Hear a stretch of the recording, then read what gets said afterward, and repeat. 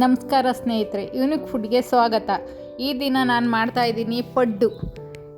ಇದು ಮಾಮೂಲಿ ದೋಸೆ ಹಿಟ್ಟು ಮಾಡಿರ್ತೀವಲ್ಲ ಅದರಲ್ಲೇ ಪಡ್ಡು ಮಾಡೋದು. ತುಂಬ ಚೆನ್ನಾಗಿರುತ್ತೆ, ತಕ್ಷಣ ಮಾಡ್ಕೋಬೋದು. ಎಲ್ಲರಿಗೂ ಇಷ್ಟ ಆಗೋವಂಥ ತಿಂಡಿ. ಇದು ಈಸಿಯಾಗೂ ಮಾಡಿಬಿಡ್ಬೋದು. ದೋಸೆ ಹಿಟ್ಟಿಗೆ ಕ್ಯಾರೆಟ್ ತುರಿದು ಹಾಕೋದು, ಆಮೇಲೆ ಸಬ್ಬಸಿಗೆ ಸೊಪ್ಪು, ಕೊತ್ತಂಬರಿ ಸೊಪ್ಪು, ಈರುಳ್ಳಿ ಎಲ್ಲ ಸಣ್ಣದಾಗಿ ಹೆಚ್ಚಾಕಿದರೆ ಚೆನ್ನಾಗಿರುತ್ತೆ.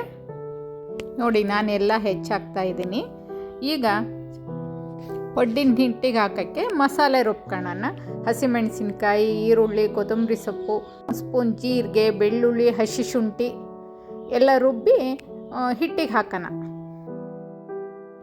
ಎಲ್ಲ ಹಾಕಿ ಕೈ ಆಡಿಸಿ ಹಿಟ್ಟು ರೆಡಿ ಆಯಿತು. ಕಾಯಿ ಚಟ್ನಿ ಮಾಡೋಕ್ಕೆ ರೆಡಿ ಮಾಡ್ಕೊಂಡು, ಕಾಯಿ ಚಟ್ನಿ ಮಾಡೋದಕ್ಕೆ ತೆಂಗಿನಕಾಯಿ, ಬೆಳ್ಳುಳ್ಳಿ, ಹಸಿ ಶುಂಠಿ, ಹಸಿಮೆಣಸಿನಕಾಯಿ, ಹುರಿಗಡಲೆ, ಉಪ್ಪು ಎಲ್ಲ ಹಾಕಿ ಮಿಕ್ಸಿ ಮಾಡೋಣ. ಚಟ್ನಿ ರೆಡಿಯಾಗಿದೆ. ಈಗ ಚಟ್ನಿಗೆ ಒಗ್ಗರಣೆ ಹಾಕೋಣ. 1 ಸ್ಪೂನ್ ಎಣ್ಣೆ, ಸಾಸಿವೆ, ಒಣಮೆಣಸಿನ್ಕಾಯಿ, ಕರಿಬೇವು, ಉದ್ದಿನಬೇಳೆ, ಇಂಗು ಹಾಕಿ ಒಗ್ಗರಣೆ ಮಾಡ್ಕೊಳ್ಳೋಣ. ಒಗ್ಗರಣೆನ ಚಟ್ನಿಗೆ ಹಾಕೋಣ. ಒಗ್ಗರಣೆ ಹಾಕಿದರೆ ಚಟ್ನಿ ರುಚಿ ಚೆನ್ನಾಗಿರುತ್ತೆ.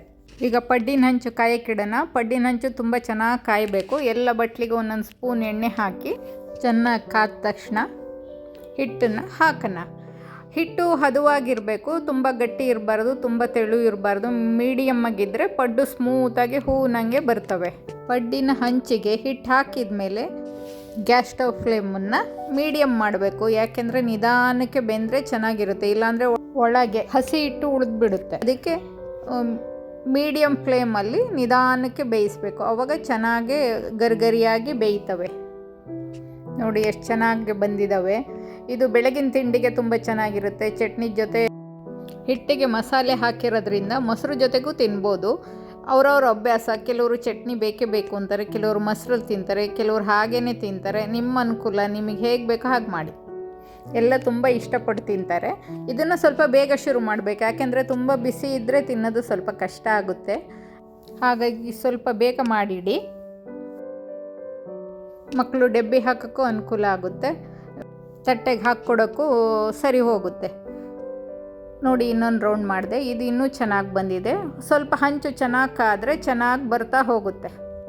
ನೋಡಿ ಎಷ್ಟು ಸ್ಮೂತಾಗಿದೆ, ಸ್ಪಾಂಜ್ ಥರ ಇದೆ. ನೀವು ಇದುವರೆಗೂ ನನ್ನ ಜೊತೆ ಇದ್ದು ನಾನು ಮಾಡೋ ಕುಕ್ಕಿಂಗ್ ನೋಡಿದ್ದಕ್ಕೆ ಧನ್ಯವಾದಗಳು.